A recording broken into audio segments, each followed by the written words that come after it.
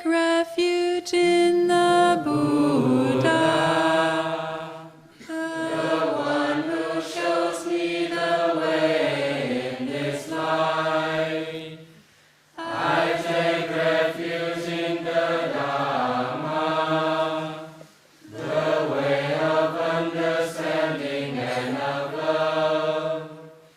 I take refuge in the Sangha, the community that lives in harmony and awareness. Dwelling in the refuge of Buddha, I clearly see the path of light and beauty in the world.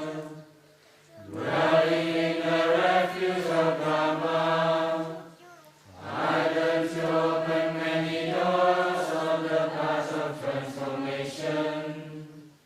Dwelling in the refuge of Sangha, shining light that supports me, keeping my practice free of obstruction. Taking refuge in the Buddha in myself, I aspire to help all people recognize their own awakened nature, realizing the might of love. Taking refuge in the Dhamma in myself, I aspire to help all people fully master the ways of practice and walk together on the path of liberation. Taking refuge in the Sangha in myself, I aspire to help all people beautiful for communities, to embrace all beings and support their transformation.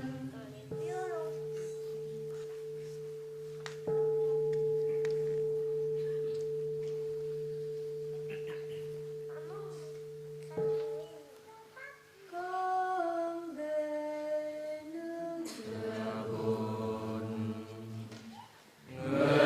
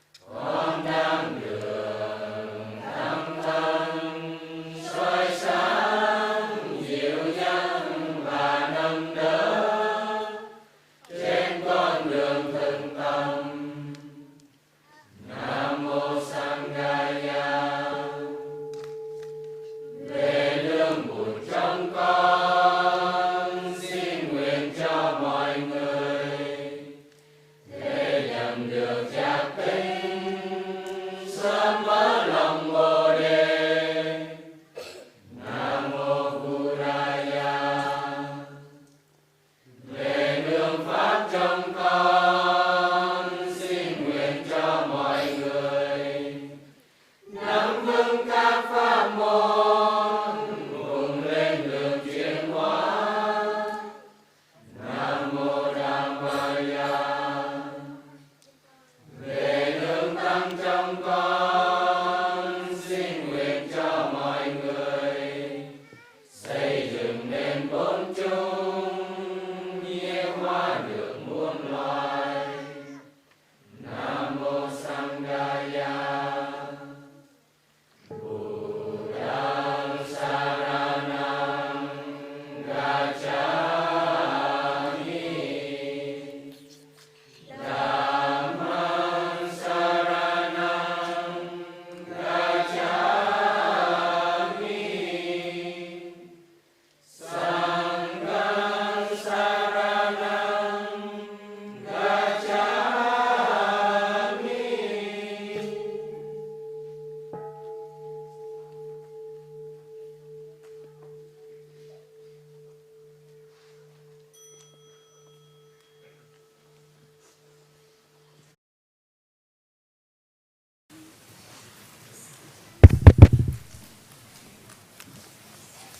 C'est pour les enfants du Vietnam. On a récolté 183,84 €. C'est formidable. Merci beaucoup les enfants.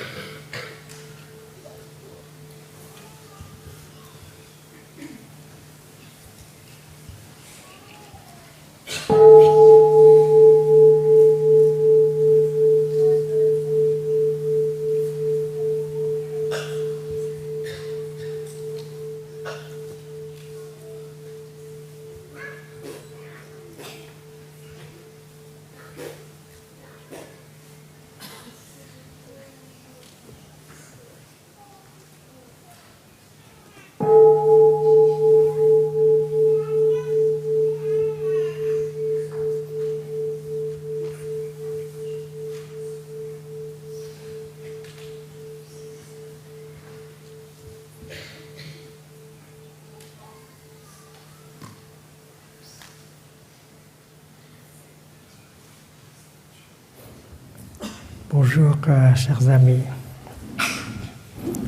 Nous sommes aujourd'hui le 17 juillet de l'an 2006 et nous sommes au hameau du Bas, dans la salle mutation appelée Assemblée des étoiles. Nous sommes tous et toutes des étoiles. Est-ce que vous avez eu le temps pour regarder vos mains?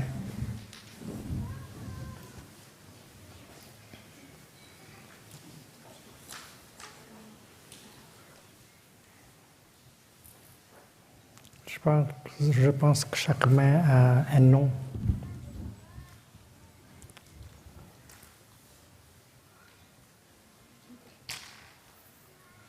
Et une main s'appelle la droite, la main droite, n'est-ce pas? Et votre main droite peut s'introduire. Bonjour chers amis, je m'appelle la main droite.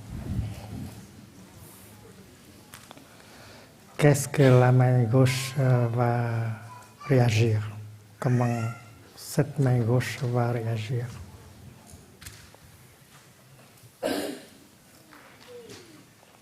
La main droite, c'est un beau nom. Et la main gauche veut avoir aussi un beau nom comme ça.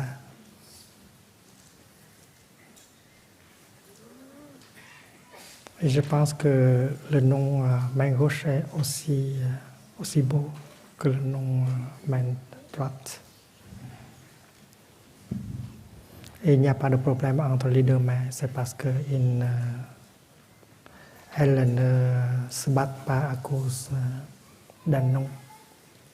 Alors, si tu as le nom main gauche, main droite, moi, je prends le nom main gauche.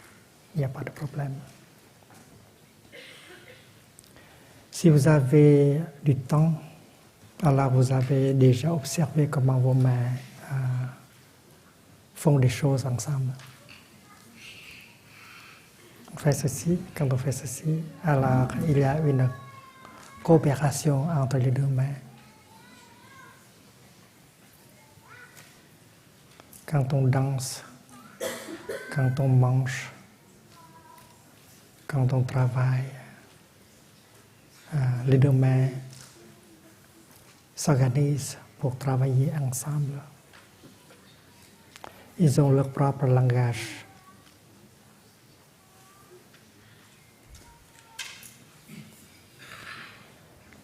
Je vous demande, je vous pose une question. Est-ce que vos deux mains sont jalouses l'une de l'autre? Est-ce que la main gauche est jalouse de la main droite? Et vice-versa.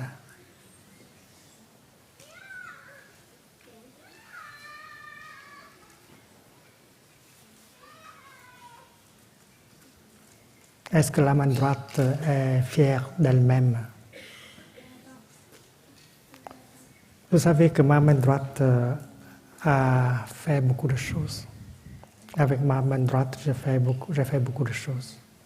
Quand j'invite la cloche à sonner, c'est la main droite qui le fait. Quand je fais de la calligraphie, alors c'est la main droite qui a fait.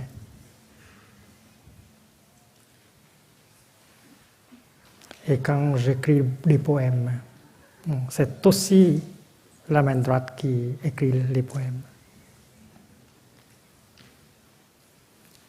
J'ai écrit des centaines et des centaines de poèmes avec la main droite. Et j'utilise un stylo. Parmi les centaines de poèmes que j'ai écrits, un seul était écrit avec la machine à écrire. À ce temps-là, il n'y a pas d'ordinateur. Je n'ai jamais écrit un poème avec un ordinateur.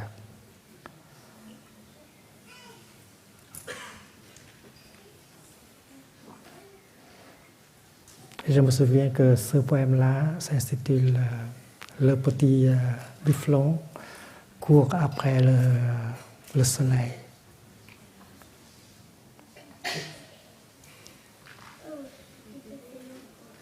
Je sais très bien que ma main droite a fait beaucoup de choses, mais elle n'est pas fière de cela.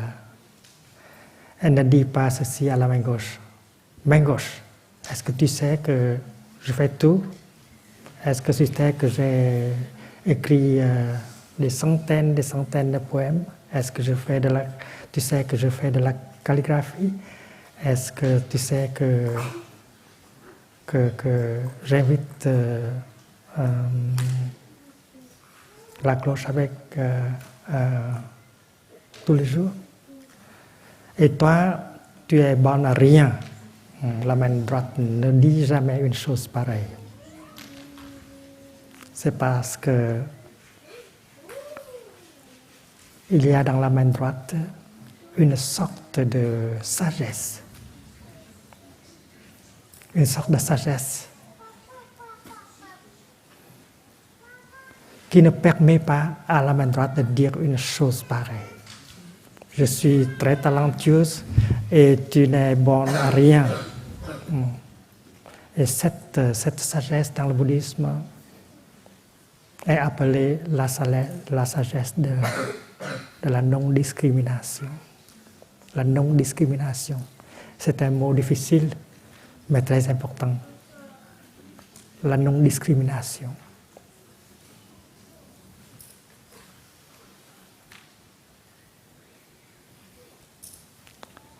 Ou bien un autre mot, équanimité. Équanimité, non-discrimination. Quand je regarde en profondeur dans ma main droite, je vois cette sagesse dite de non-discrimination. Et si ma main droite ne souffre pas de la jalousie, du complexe de supériorité, c'est parce qu'elle possède en elle cette sagesse appelée la sagesse de la non-discrimination. Et votre main droite aussi, elle possède cette sagesse. C'est pourquoi elle ne lutte jamais, elle ne combat jamais la main gauche. C'est une chose merveilleuse. Nous sommes trop occupés pour avoir le temps d'y réfléchir. Il y a dans cette main une sagesse profonde, appelée sagesse de non-discrimination. Avec ça, cette sagesse, on est libre de la jalousie, de la colère. Et c'est pourquoi si vous vous considérez comme un ami du Bouddha, alors vous pouvez cultiver aussi cette sagesse qui est déjà imminente en vous. La sagesse de la non-discrimination, avec laquelle la jalousie, la colère ne peut rien faire. Et dans la main gauche, si je regarde aussi cette main gauche avec profondeur, je peux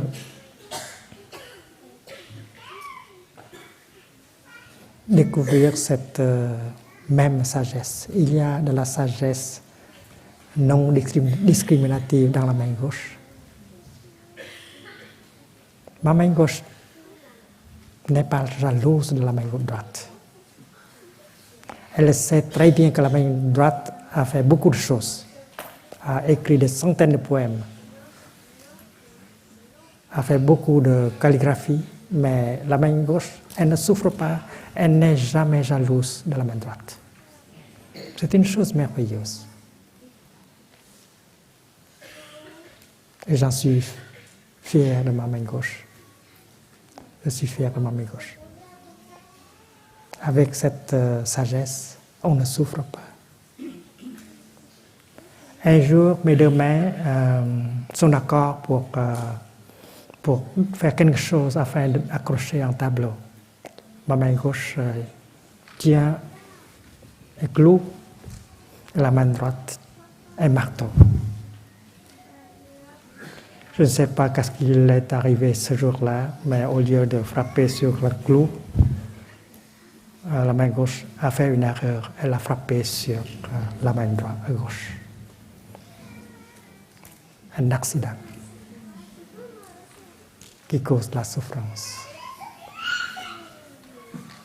Il n'y a pas de colère de la part de la main droite, seulement une erreur.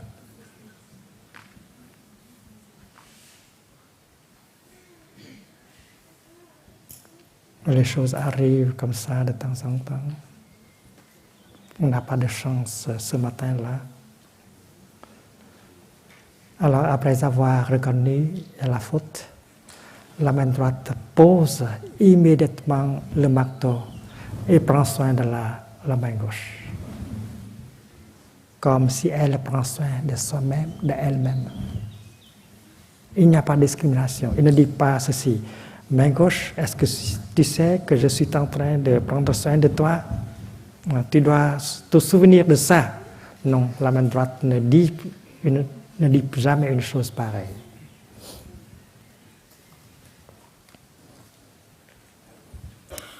Elle a pris soin de la main gauche comme elle a pris soin d'elle-même. Il n'y a pas de discrimination. Il n'y a pas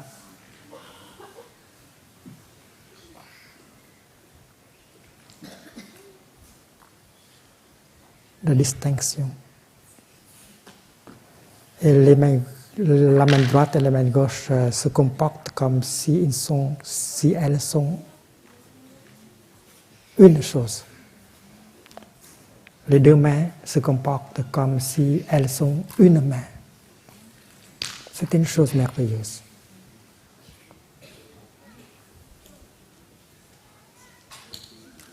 Et la main gauche, elle a répondu avec beaucoup de sagesse aussi. Elle n'a pas dit ceci: main droite, tu as été très cruel, tu m'as fait souffrir, je veux de la justice, il faut que tu me donnes ce marteau. Non, la main gauche ne pense comme cela, elle ne fait pas une chose pareille. Il n'y a pas de colère, il n'y a pas de représailles, il n'y a pas de punition. C'est parce que la main gauche connaît très bien que la main droite est elle-même. Et dans le bouddhisme, on appelle cela la sagesse de la non-discrimination qui est inhérente dans chacune de nous.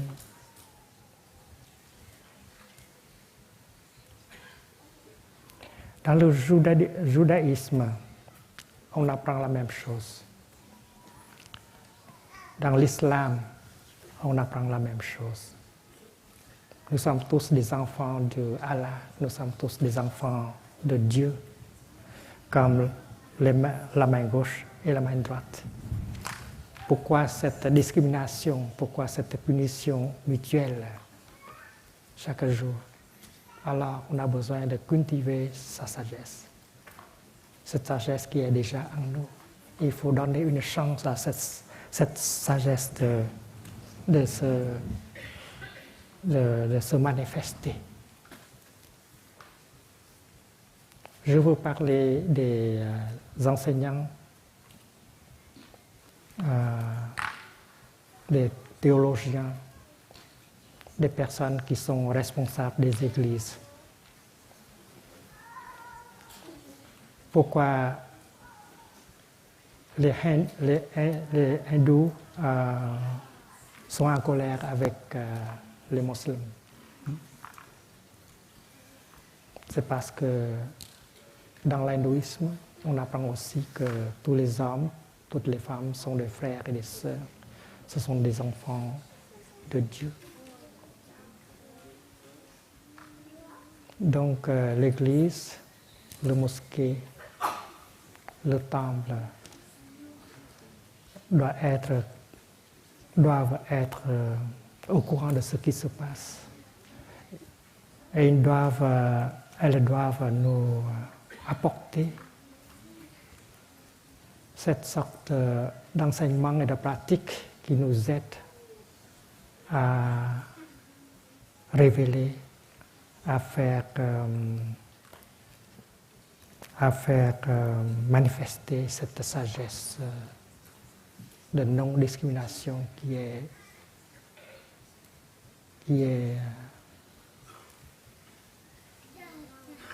inhérente en nous-mêmes. Ceci, c'est un enseignement très profond du Bouddha. Et je suis sûr que les enfants, même les très jeunes enfants, peuvent comprendre. Observez vos mains. Observez le comportement de vos deux mains et vous verrez que cette sagesse de non-discrimination est une réalité.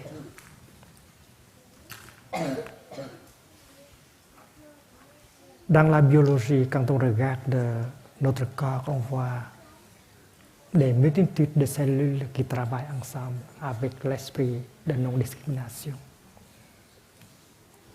Et on peut aussi très bien organiser notre société de la même manière, notre communauté, notre sangha de la même manière, où l'harmonie, le bonheur existent. Et c'est le travail de la sagesse de la non-discrimination. Est-ce que vous pouvez dessiner cette sagesse-là sur papier? Bonne journée.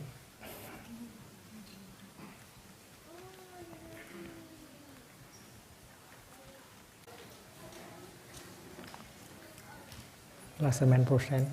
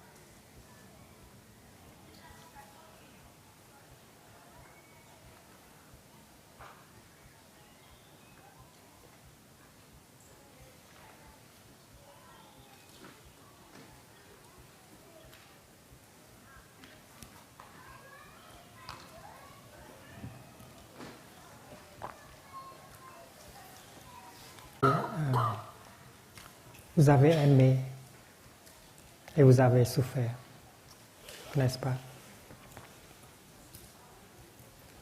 Mais j'espère que vous avez encore la confiance dans l'amour. Il y a ceux au sein d'entre nous qui ont peur, qui ont peur de aimer. C'est parce qu'ils ont beaucoup souffert à cause de l'amour. Et c'est regrettable.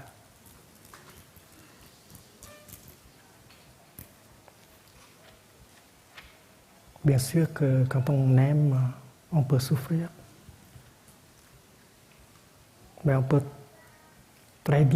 toujours apprendre beaucoup de l'amour, de la souffrance.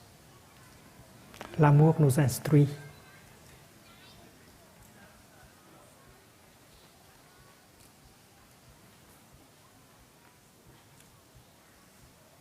Si vous vivez sans amour, la vie n'est pas digne d'être vécue.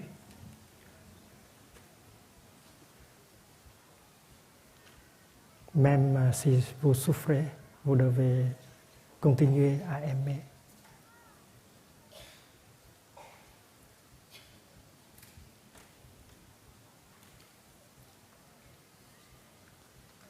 Vous avez aimé votre enfant et votre enfant vous a fait souffrir.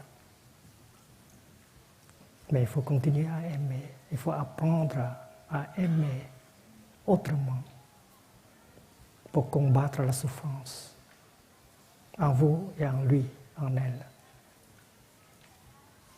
Vous avez eu un partenaire.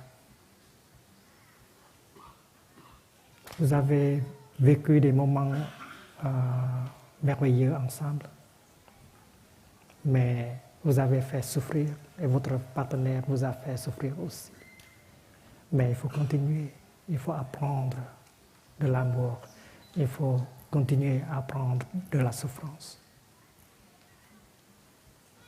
Aimer quelqu'un, c'est une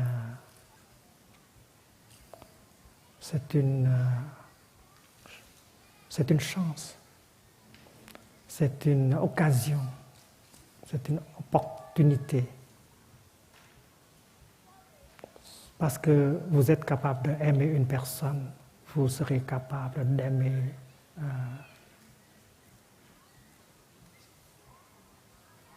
les êtres vivants,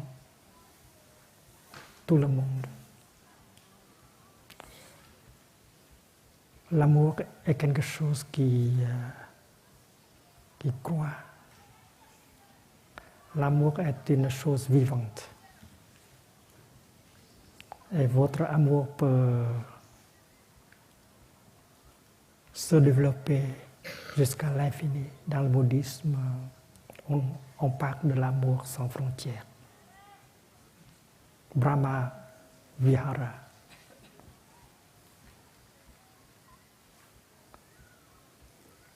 La bonté aimante, Maitri, c'est l'amour sans frontières. La compassion, Mahakaruna, c'est l'amour sans frontières.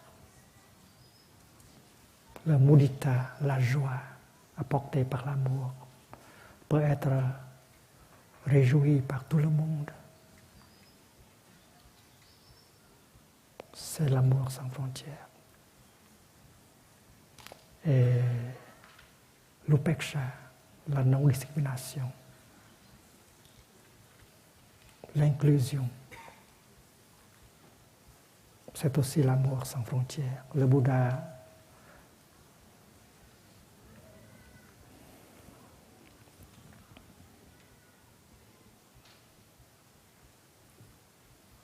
nous a offert l'enseignement sur l'amour qui est très concret. L'amour vrai, l'amour véritable, l'amour qui nous aide à transcender la souffrance, à créer du bonheur véritable. Et cet amour est appelé l'amour sans frontières.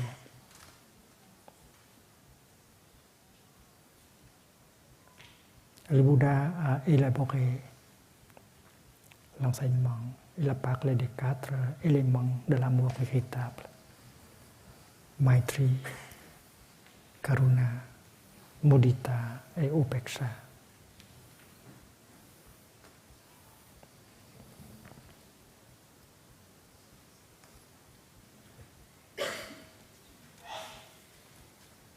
Quand on aime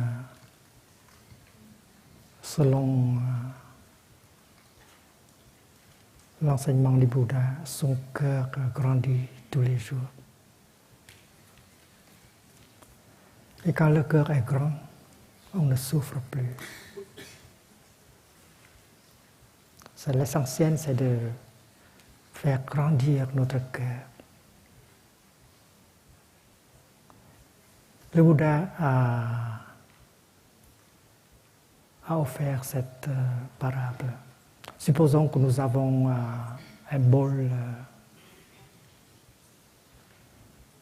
d'eau. Et supposons que nous avons une poignée de sel que nous versons dans le bol. Et si on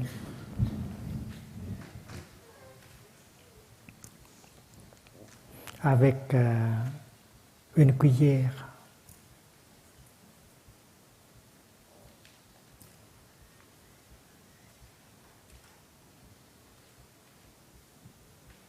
on dilue le sel dans l'eau, alors on va trouver que l'eau serait trop salée pour boire.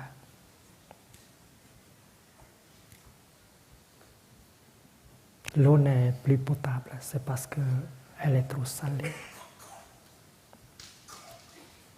Mais si avec cette poignée de sel, vous la jetez dans la rivière, alors la rivière est encore potable. C'est parce que cette poignée de sel ne peut pas saler la rivière qui est immense. Quand on souffre, c'est à cause du fait que son cœur est trop petit. Quand le cœur est grand, immense, comme une rivière, on ne souffre plus. Même s'il y a des choses qui ne vont pas dans la direction de nos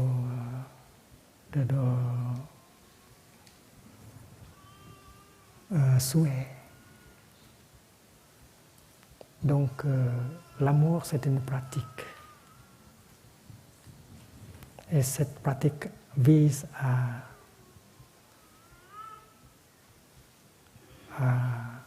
rendre le cœur plus grand chaque jour.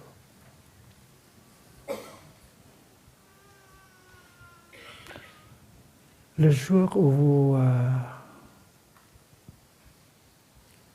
vous étiez consciente de la conception de votre enfant,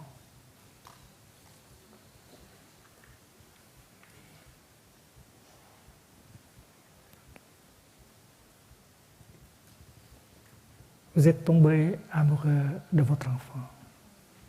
Vous commencez déjà à parler à votre enfant.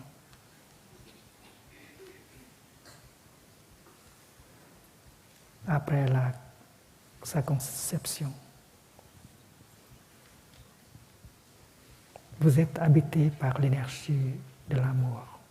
Vous pensez jour et nuit à votre enfant. Vous êtes la future maman, vous êtes le futur papa. Vous êtes tombé amoureux de votre enfant. Et cet amour vous nourrit, n'est-ce pas?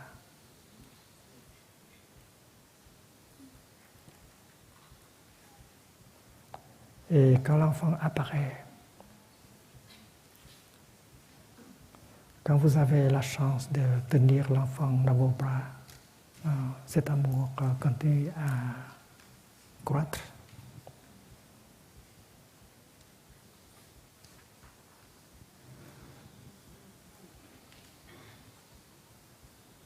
Mais quand l'enfant est devenu un ado, vous commencez à avoir des problèmes avec lui, avec elle. Vous avez des difficultés dans la communication. Au commencement, vous aviez cette sagesse dite de non-discrimination. Vous êtes une avec votre enfant. Quand l'enfant souffre, vous souffrez. Vous êtes vraiment une avec l'enfant.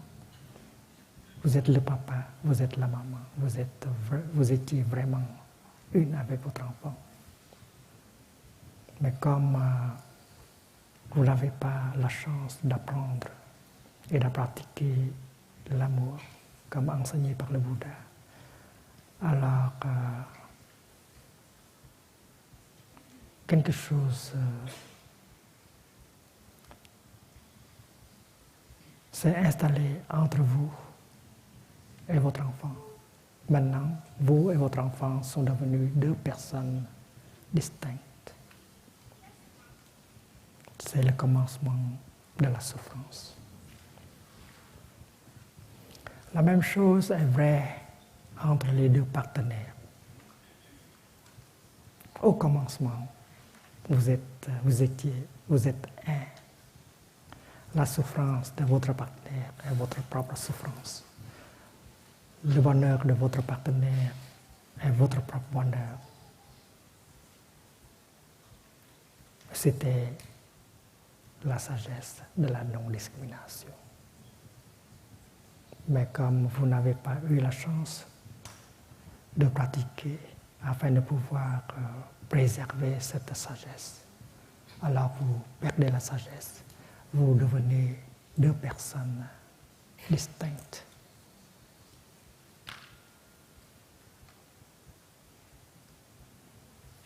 Quand on aime vraiment, on devient une personne. Il n'y a plus de distinction. Et cela est appelé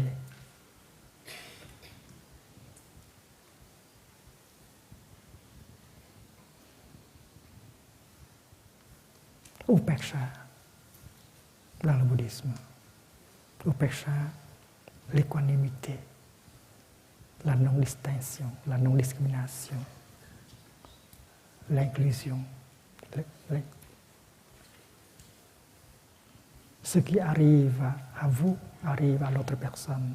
Ce qui arrive à l'autre personne arrive à vous en même temps. Vous n'êtes pas deux personnes différentes.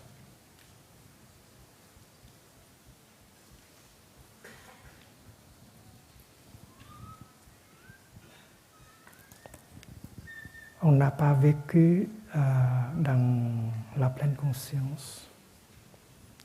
On n'est pas au courant de ce qui se passe pour pouvoir apprendre. Et c'est pourquoi cette sagesse de non-discrimination a été enveloppée, enfouie par la souffrance. par les couches de souffrance accumulées jour après jour.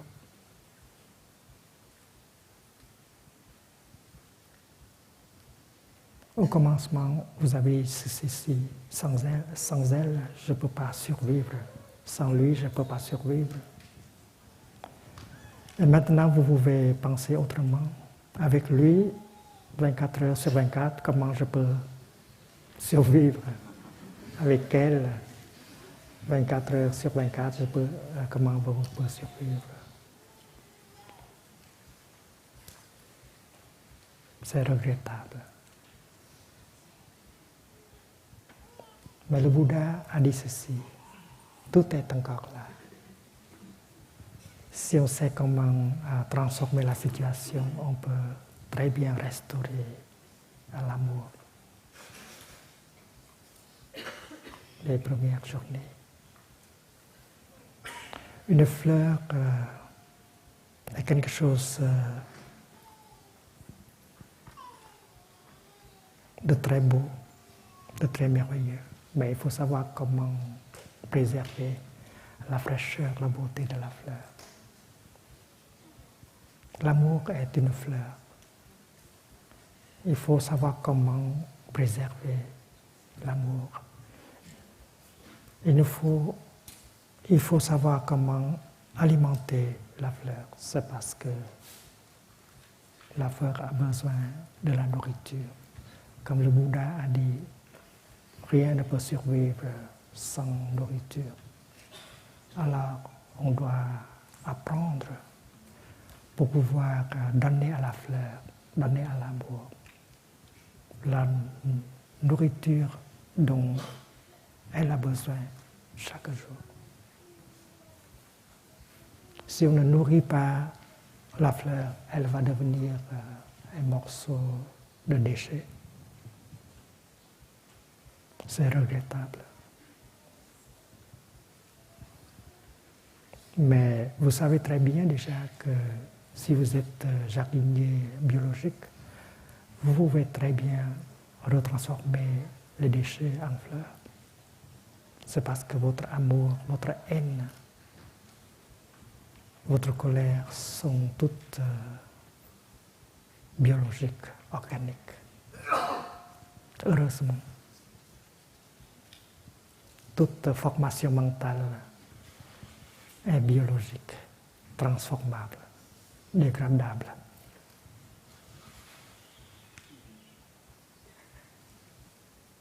Avec la pratique, avec Dharma, on peut très bien retransformer déchets en fleurs.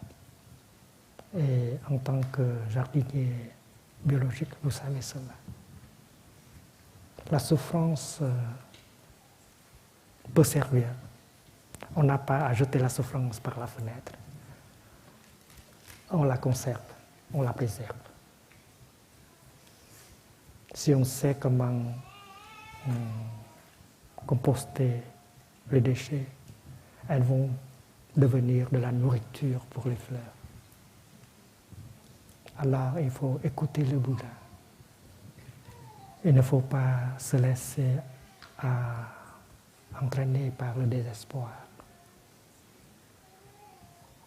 Et il faut commencer à regarder en profondeur, transformer la souffrance, faire renaître la fleur, l'amour, c'est une chose possible. La souffrance joue un rôle très important dans tout ça. Grâce à la souffrance, on va avoir de la sagesse. Et avec cette sagesse, on va reconstituer, on va recréer l'harmonie, la compréhension et l'amour.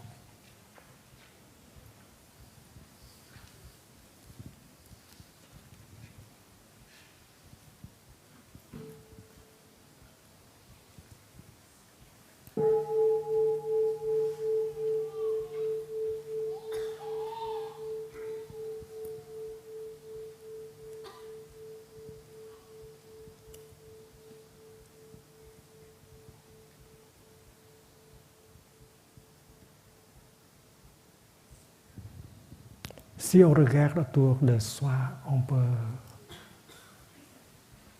voir des gens qui sont nés dans l'amour, qui sont capables de vivre en amour et qui meurent en amour.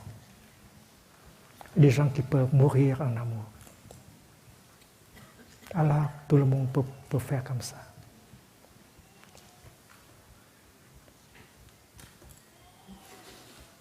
Il faut s'entraîner à aimer. Et vous savez très bien que l'amour véritable n'est pas possible sans la compréhension. La compréhension, c'est la fondation de l'amour. La compréhension, c'est l'autre nom de l'amour. Si le fils ne comprend pas son père, ce sera impossible pour le fils d'aimer le père. Si le père ne comprend pas les difficultés, la souffrance du fils, ce n'est pas possible pour le père de pouvoir aimer le fils. Donc regardez en profondeur le fils pour pouvoir identifier la souffrance dans le fils, pour pouvoir voir l'espoir le plus profond dans le fils. Alors le père va être capable d'aimer son fils comme il faut. La même chose est vraie avec le fils. Pour que le fils puisse aimer son père, il doit regarder en profondeur dans la personne de son papa. Il y a des difficultés, il y a de la souffrance dans la personne du père. Et une fois le fils commence à comprendre cette douleur, cette difficulté, cette souffrance, alors il commence à pouvoir aimer, accepter le père. Alors la souffrance joue un rôle très important. La plupart de nous ont peur de la souffrance et on essaie de s'enfuir de la souffrance. Mais le Bouddha nous a dit ceci, il faut s'arrêter, il faut apprendre à regarder la souffrance en face. Regarder la souffrance en face, c'est le but de la première noble vérité enseignée par le Bouddha. Le bouddhisme commence avec la souffrance. Et non pas par le bonheur. C'est parce que le Bouddha sait que le bonheur est une chose qui est née de la compréhension de la souffrance. Donc la souffrance, le mal-être, est mentionné comme la première vérité noble. Si nous sommes ensemble, c'est parce que nous sommes d'accord sur le fait que la souffrance est là. Et on peut commencer par cela.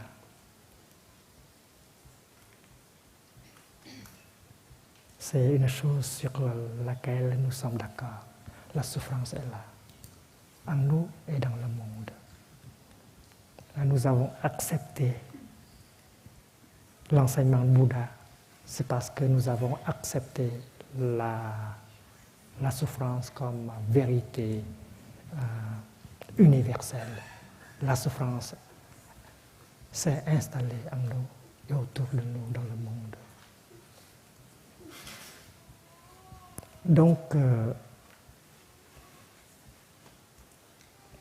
la vérité a le pouvoir de libérer. Alors il faut regarder dans la vérité. C'est pourquoi on a décrit la souffrance, le mal-être comme la première vérité noble. Il faut avoir le courage d'embrasser, de reconnaître et de regarder en profondeur cette chose appelée souffrance. Et comme cela, on peut apprendre. Donc, quand on aime, même si on souffre,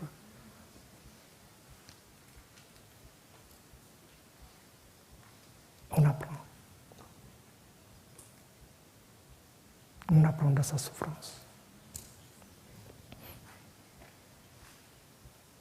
Il y a de la souffrance en moi, il y a de la souffrance en toi.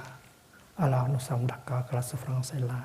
Alors on va travailler ensemble. Et le travail, c'est le regard dirigé vers la souffrance, la première vérité noble.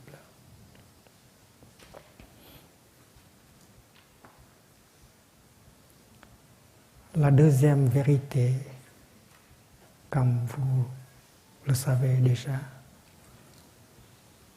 c'est la nature de la souffrance, les causes de la souffrance, les racines de la souffrance en termes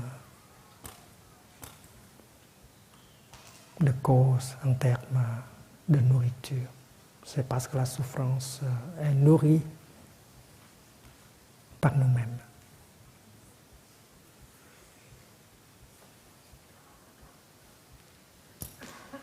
Et il y a une source de nourriture que nous avons utilisée pour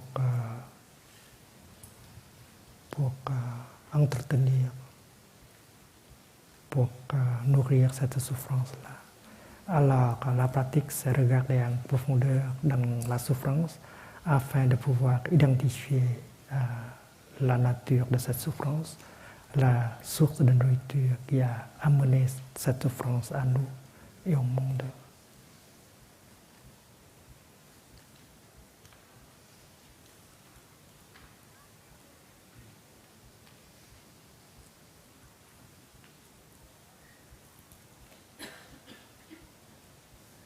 La troisième vérité est une chose très simple. C'est l'affirmation de l'existence du bonheur. La troisième vérité, c'est la cessation de la souffrance, la transformation de la souffrance. Autrement dit, la présence du bonheur, de l'amour.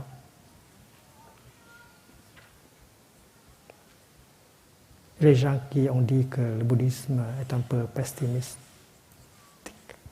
mais dans l'enseignement sur les 4 vérités nobles, ce n'est pas le cas. La troisième vérité, c'est l'optimisme même. La transformation de la souffrance est possible. La cessation de la souffrance est possible. Le bonheur, la paix, l'amour, c'est possible. C'est le contenu de la troisième vérité noble. Alors il faut avoir confiance. Il ne faut pas perdre l'espoir, chers amis. Il ne faut pas perdre l'espoir. Avec le dharma, avec la pratique, on va pouvoir faire renaître l'amour et le bonheur et l'harmonie.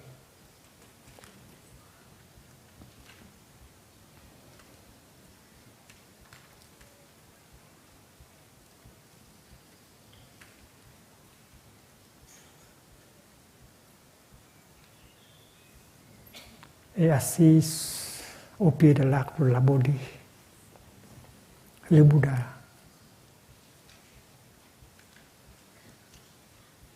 a créé mentalement, basant sur sa sagesse, la voie qui conduit à l'émancipation, la voie qui conduit à la cessation de la souffrance, la voie qui conduit à la transformation de la souffrance, la voie qui conduit au bonheur, à l'amour, sans frontières. Et c'est le sentier octuple qui commence avec la vue juste et puis la pensée juste. Qu'est-ce que c'est que la vue juste? La vue juste, c'est le contraire des perceptions erronées. Les perceptions erronées quotidiennes sont à la base de toutes sortes de souffrances, de peur, de haine, de jalousie, de désespoir. Et pratiquant le regard profond dirigé vers nous-mêmes, vers la réalité du monde, on va pouvoir gagner, acquérir cette sagesse, cette vision profonde qui est appelée vue juste.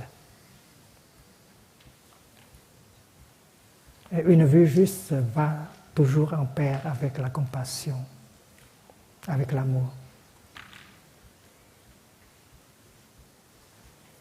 avec la non-violence, avec la paix.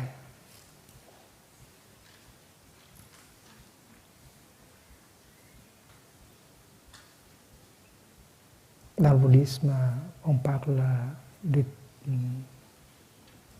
triade. Smrti, Samadhi, Prajna.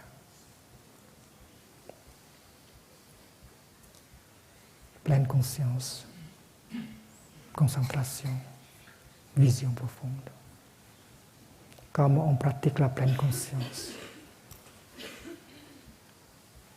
On va pouvoir générer l'énergie de la concentration qui nous aide à faire une percée dans la réalité pour obtenir une vue juste, une vision profonde de la réalité. Et cette vision profonde de la réalité, tout d'abord, c'est la connaissance de la souffrance et sa nature. Si on se fait souffrir, si on a fait souffrir l'autre personne,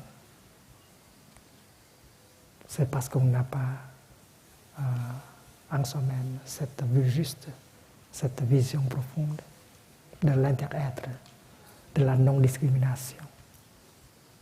On agit comme si l'autre personne est une entité différente. On ne sait pas que notre enfant, c'est notre propre continuation. Quand l'enfant souffre, nous souffrons aussi. Quand l'enfant est heureux, nous sommes heureux aussi. Alors, il faut que nous traitons notre enfant comme la main droite qui traite la main gauche, avec l'esprit d'inter-être, avec la sagesse de non-discrimination. Et c'est une chose possible. Autour de nous, il y a des pratiquants qui peuvent le faire. Et le bonheur, c'est pour eux. Et si nous pouvons faire la même chose, alors le bonheur sera le nôtre aussi. Alors regardez lui, regardez elle, avec l'œil de l'inter-être, avec la sagesse de la non-explication. Regardez pour pouvoir voir cette souffrance en lui, en elle, c'est notre propre souffrance. Et vous êtes motivé par le désir de faire quelque chose pour pouvoir aider à transformer sa souffrance en lui ou en elle. C'est parce que lui, c'est vous-même. Elle, c'est vous-même. Et cette idée, ce désir de punir, ce n'est pas digne de vous. Cette personne a souffert. Et nous sommes là pour l'aider. Et nous sommes co-responsables de cette souffrance. Nous avons pensé, pas avec la pensée juste. C'est à cause du fait que nous n'avons pas cette vue juste comme fondation de la pensée juste. Et comme la pensée n'est pas juste, alors la parole n'est pas juste non plus. Et comme la pensée n'est pas juste, l'action n'est pas juste non plus. Avec la pensée injuste, la parole injuste et l'action injuste, on crée de la souffrance pour soi-même et pour l'autre personne.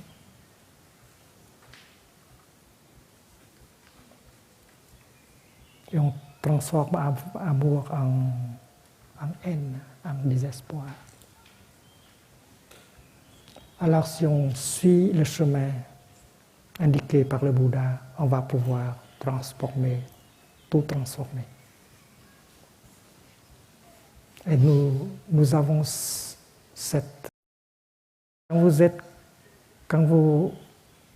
êtes capable de produire une pensée juste, une pensée de l'inter-être, une pensée non discriminative, une pensée de compréhension et d'amour, cette pensée va avoir un effet positif tout de suite sur votre santé physique et mentale. Et vous savez très bien que vous êtes capable de produire une telle pensée, une pensée d'amour, une pensée de compréhension et de compassion. Vous en êtes capable. Alors, produisez une telle pensée et ça va vous guérir votre corps et votre esprit. Et si vous pratiquez pour pouvoir générer, pour pouvoir produire des pensées comme ça toute la journée, vous allez pouvoir vous guérir et guérir le monde. Une pensée qui va dans la direction de la haine, de la punition, va vous détruire et détruire le monde.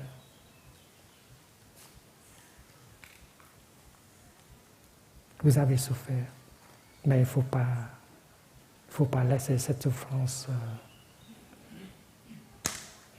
devenir un obstacle.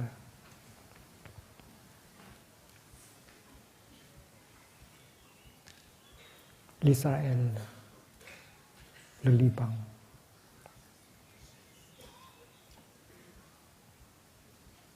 cette souffrance, on peut toujours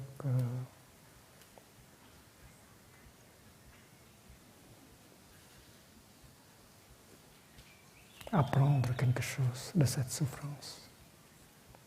Il ne faut pas laisser la souffrance devenir un obstacle. Il faut apprendre la souffrance pour pouvoir comprendre pourquoi l'autre personne, pourquoi l'autre côté a fait une chose pareille. C'est parce que dans sa tête, il y a de la peur, il y a de la haine, il y a des perceptions erronées. Alors il faut l'aider au lieu de le punir. Il faut l'aider à transformer cette perception erronée, cette peur, cette haine. Et quand vous avez une telle pensée, cette pensée va apporter de la paix, va vous guérir. Donc, produire une bonne pensée, une pensée juste, c'est notre pratique. Et cette pensée va pouvoir transformer et guérir l'autre personne. Apprendre à penser autrement de lui, de elle et de vous-même. Et quand vous avez cette vue juste, cette vue fondée sur l'inter-être, sur la non-discrimination, alors pour pouvoir produire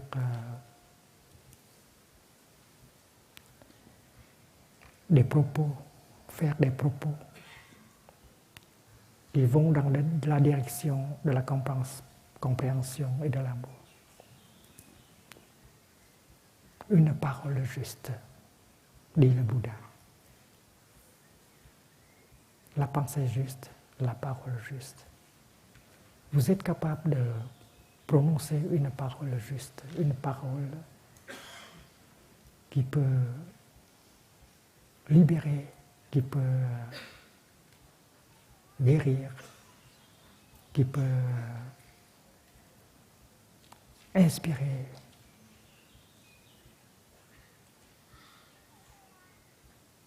L'espoir.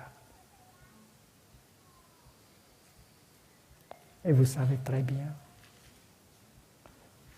que vous êtes capable de prononcer une telle parole.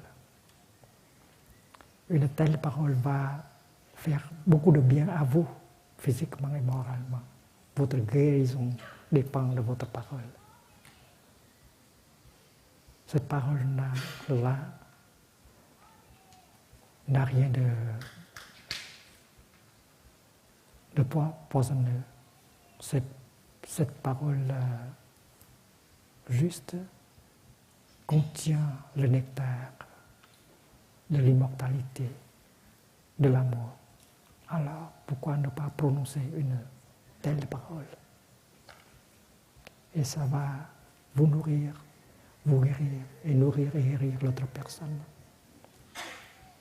Pourquoi ne pas vous asseoir et écrire une lettre d'amour à lui ou à elle, à votre enfant? C'est parce que vous êtes un pratiquant. Vous pouvez regarder en profondeur, vous pouvez comprendre la souffrance. Et de cette compréhension profonde, vous pouvez très bien écrire une lettre d'amour ou utiliser votre parole juste. Ça va pouvoir débloquer, ça va pouvoir ouvrir le cœur qui a été fermé pendant des mois et des années, hermétiquement. Une parole juste peut très bien ouvrir cette porte. Et c'est le miracle de la parole juste. On appelle cela dans le bouddhisme parole aimante, parole de compassion. Et le bodhisattva Avalokiteshvara est une personne capable d'écouter avec compassion et de dire les choses avec compassion. Et cela, cette pratique a le pouvoir d'ouvrir la porte du cœur.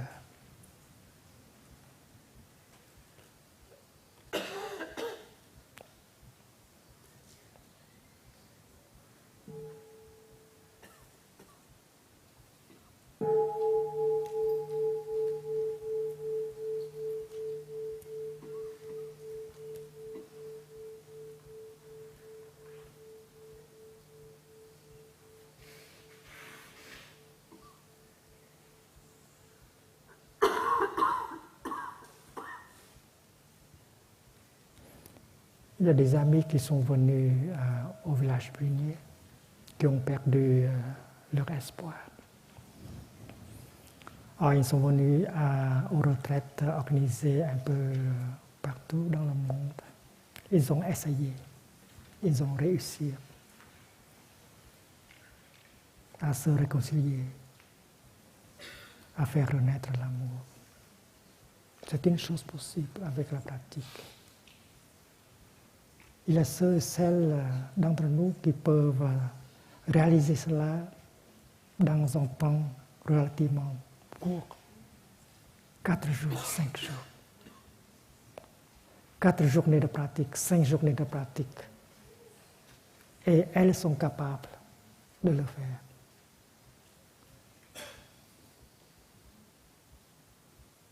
La renaissance de l'amour, c'est un miracle. Et c'est une chose possible avec la pratique du regard profond. Quand on regarde en profondeur, on va pouvoir comprendre la souffrance. Avec avec cela, la compassion devient possible encore avec la compréhension. Je vous ai dit qu'il y a des personnes, des hommes et des femmes qui sont capables de mourir en amour.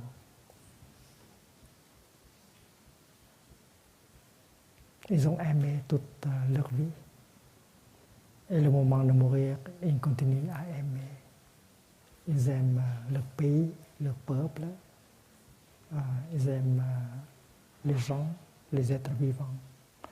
Et leur vie ont une signification très profonde. Le Bouddha a vécu une telle vie. Il a commencé par être un prince. Il avait tout. Une famille, une femme, un enfant, le trône. Mais son cœur était trop grand pour tout ça. Alors il a pratiqué pour que ce cœur puisse embrasser tout le monde. Et l'amour qu'il a réservé au commencement pour une personne est devenu l'amour pour tout le monde. Il a transformé son amour en amour sans frontières. Et c'est pourquoi il est devenu notre grand ami, notre maître, notre guide dans la vie spirituelle. Et sa vie, c'est un exemple de l'amour. Il a toujours aimé. Il n'a jamais cessé d'aimer. Même quand il a quitté sa famille, son royaume, pour devenir un moine. Il continue à aimer toujours. Il a aimé toute sa vie. Et au moment de sa mort, on dit le pari Mahapari Nirvana, il continue à aimer. Quelques dizaines de minutes avant son décès, il a ordonné un moine.